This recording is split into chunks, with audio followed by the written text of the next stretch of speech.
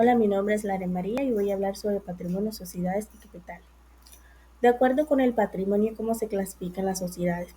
Según el tipo de patrimonio que se presenta en las sociedades, se clasifican en sociedades de personas. El patrimonio está más relacionado con la calidad personal de los socios que con el capital aportado. Sociedad de capital.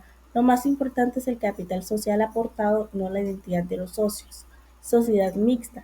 Combinan elementos personales y patrimoniales que también se mencionan en otras formas como cooperativas, asociaciones mutuales y empresas estatales. ¿Cuál es la diferencia entre socio y accionista? El socio es aquella persona quien participa en una sociedad de personas o limitada. Su participación se representa mediante cuotas sociales que son indivisibles y no negociables sin autorización.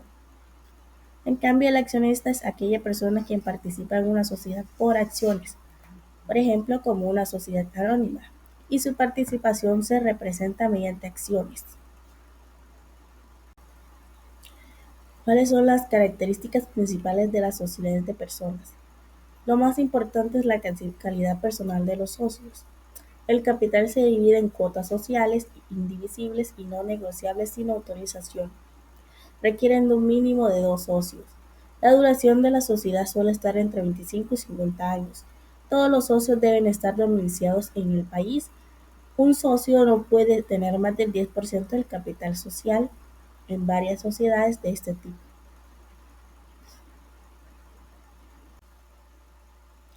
¿Cuáles son las características principales de la sociedad de capital? Lo más importante es el capital aportado. El capital se divide en acciones que pueden ser ordinarias, preferentes, sin voto y recautables. Las acciones pueden cotizar en la bolsa si se cumplen ciertos requisitos. Los accionistas tienen derechos económicos y políticos.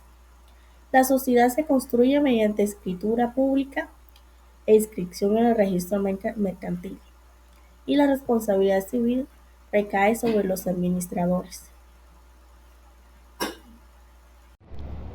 ¿Qué es el superávit de capital?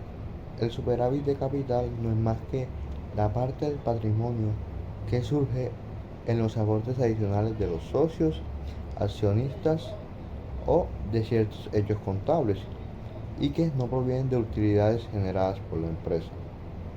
Unos ejemplos podrían ser la prima en colocación de acciones o cuotas.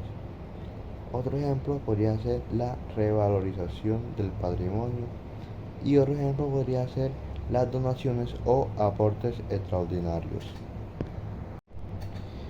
¿Qué son los dividendos o participaciones de los accionistas o socios?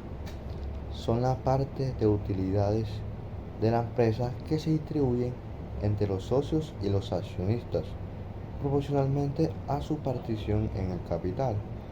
En sociedades por acciones se llaman dividendos y en sociedades limitadas se llaman participaciones. ¿Qué son las reservas y qué clases de reservas se pueden constituirse? Pues las reservas son porciones de utilidades retenidas que se apropian con un fin específico, fortaleciendo el patrimonio de la empresa. Clases de reserva. Tenemos la reserva legal, que es obligatoria por la ley. En Colombia, 10% de la utilidad hasta llegar a 50% del capital suscrito. Tenemos la reserva estatutarias, estas previstas en los estatutos de la empresa. Tenemos las reservas ocasionales, estas se constituyen por decisiones de la asamblea o junta de socios con un fin determinado. ¿Qué refleja la utilidad o pérdida del ejercicio y cómo se obtiene?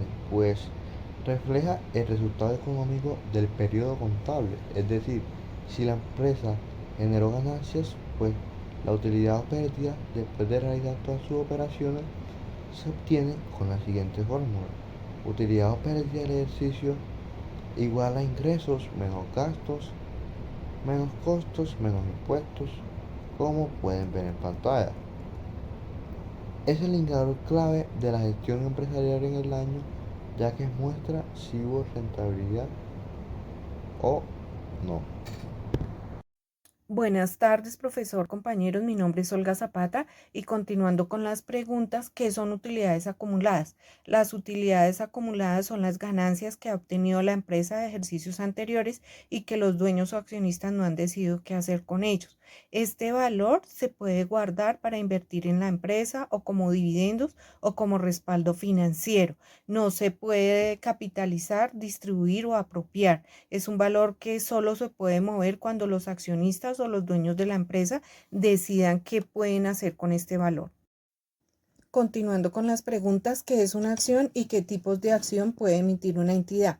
Una acción es un título que representa una parte del capital social de una empresa y le da a su tenedor ciertos derechos económicos y políticos. Hay varios tipos de acciones: ordinarias, que dan el derecho a voto en asambleas o a recibir dividendos proporcionales; las preferenciales, que tienen una ventaja sobre las ordinarias, como cobrar dividendos o recuperar la inversión antes de la liquidación; de goce o de industria, que son emitidas para compensar servicios de trabajo o conocimientos aportados; y con dividendo preferencial y sin voto, que otorgan prioridad en el cobro de dividendos para no tener el derecho a un voto en la asamblea. ¿Qué son los dividendos en acciones y cuál es su impacto en el patrimonio? Bueno, los dividendos en acciones son cuando la empresa reparte sus utilidades a los accionistas en forma de acciones nuevas en lugar de dinero. Tiene un impacto en el patrimonio. No disminuye el patrimonio total, ya que no hay salida de efectivo. Lo que hace es trasladar parte de las utilidades acumuladas a capital social, aumentando el número de acciones en circulación. ¿Qué son las acciones propias readquiridas y cómo afectan el patrimonio? Estas acciones propias readquiridas son las acciones que la empresa recompra a sus propios accionistas. Tiene un efecto sobre el patrimonio. Se registra como una reducción del patrimonio porque disminuye el capital disponible para terceros. Puede usarse luego para programar incentivos, ventas futuras o amortización. ¿Qué representa el ORI? El ORI es otro resultado integral. Representa ganancias o pérdidas que no forma parte de la utilidad del periodo, pero que sí afectan directamente el patrimonio de la empresa. Entonces deben quedar registradas. El ORI se representa parte del resultado del periodo en el estado de resultado integral y puede clasificarse, por ejemplo, en partidas que se reclasifican después del resultado y en partidas que quedarán permanentemente en el patrimonio.